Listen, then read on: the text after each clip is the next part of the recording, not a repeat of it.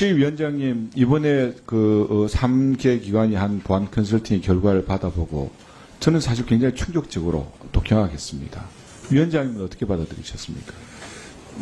예, 저희도 많이 강조를 했습니다. 생각하는 것보다 많이 취약하구나라는 그런 관점을 생각이 들었습니다. 혹시 위원장님 우리나라에서 우리 국민의 개인정보를 가장 많이 보관하고 있는 그런 공공전산 시스템이 어딘지 아십니까? 2페이지 띄워주세요. 선관위입니다. 예. 통합선거인 명부를 포함해서 선거관리 시스템에서 4,430만 명의 우리 유권자들에 대한 성명과 주소, 생년월일들이 등재되어 있습니다. 국내 최대 규모의 공공전산 시스템입니다. 그 페이지를 잘 봐주십시오. 이 내용이 보시면은 행안부가 가지고 있는 정부24는 우리나라에 가장 많다는 그 정부의 공식 그 홈페이지입니다.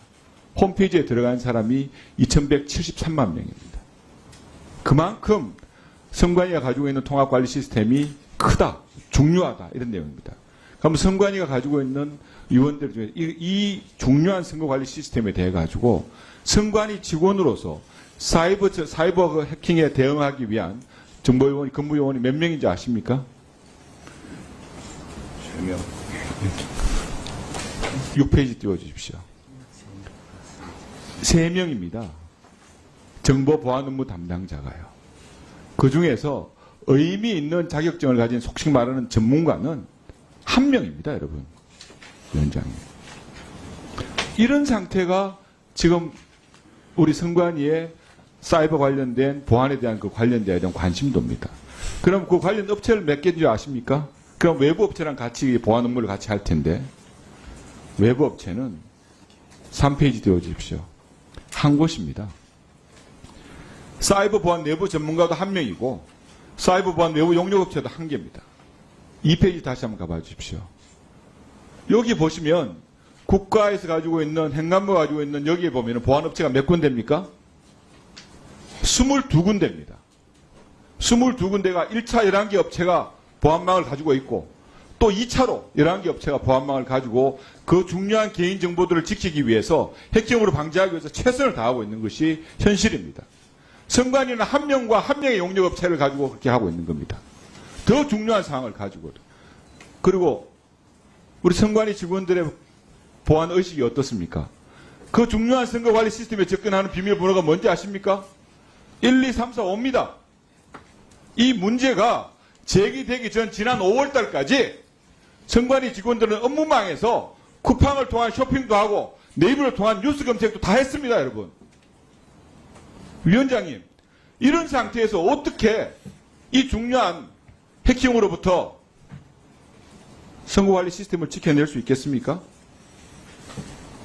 각성하셔야 됩니다. 선관위는 사이버 보안에 관련해서는 사실 통째로 손을 놓고 외부업체에 맡겨버린 겁니다.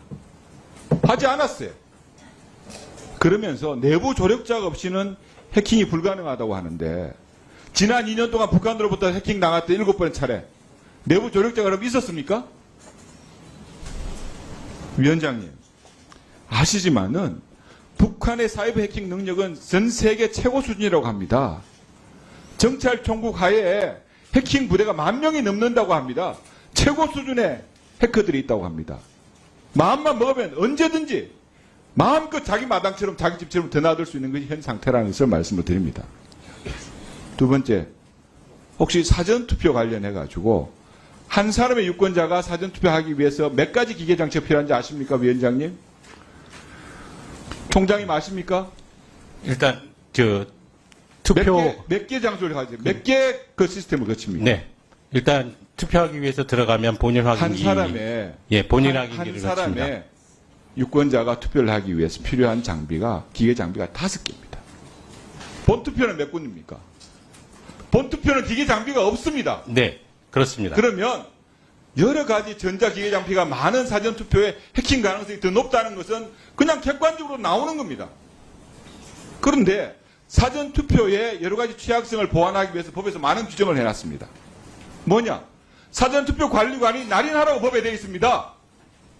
왜 인쇄 날인하는 겁니까? 사전투표 용지에 바코드를 사용하라고 되어 있는데 왜 QR코드를 사용하시는 겁니까? 정보 많이 담기 위해서 그렇다고요?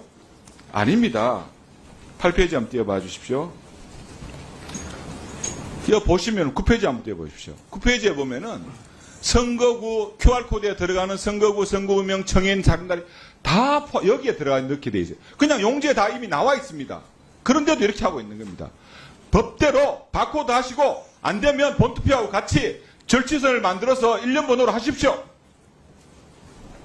다음 넘어가겠습니다. 시간이 안 됐어요. 조금 전에 위원장님께서 개표는 그냥 수개표 같이 이렇게 한다. 이렇게 말씀하셨죠? 공개 수개표 개표라고 하셨습니다. 국민들한테 거짓말하지 마십시오.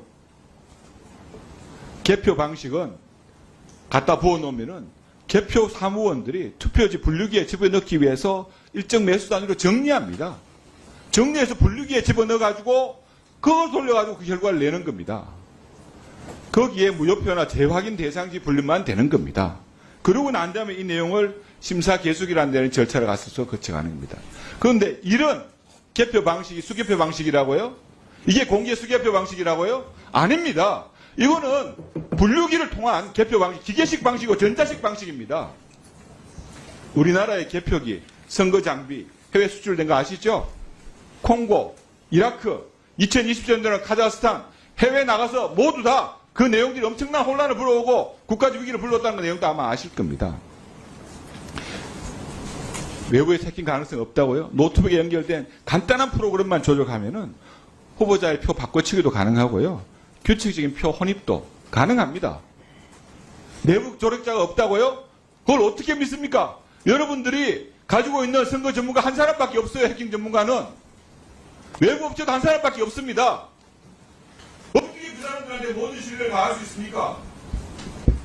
국민의 소중한 직권을 지키기 위해서 정말 투표의 신뢰성, 선거의 신뢰성을 담보하기 위해서는 이런 절차 모든 절차에서 전면적으로 이 해커의 여러 가지 취약점에 대해서 보완할 수 있는 작업들을 정말 노력을 해서 해주셔야 됩니다. 위원장님 여기 답변 좀 해주시죠. 예, 하여튼 사무총장 소관이 안 돼요. 그리고 이제 보안 컨설팅 관련해서 위원님께서 지적하신 그런 부분들에 대해서 저희들 다시 한번 철저히 꼼꼼하게 그 지적하시는 그런 부분들에 대해서 더 하여튼 그 기술적으로 또 시간적으로 모든 방법으로 가능한 부분을 동원해서 그런 부분들에 대해서 조금이라도 의혹이 없을 수 있도록 최선을 다해서 그렇게 한번 우리 사무처에도 지시도 하고 저희들 위원회에서도 당에 관심을 많이 갖고 있으면서 지켜보겠습니다.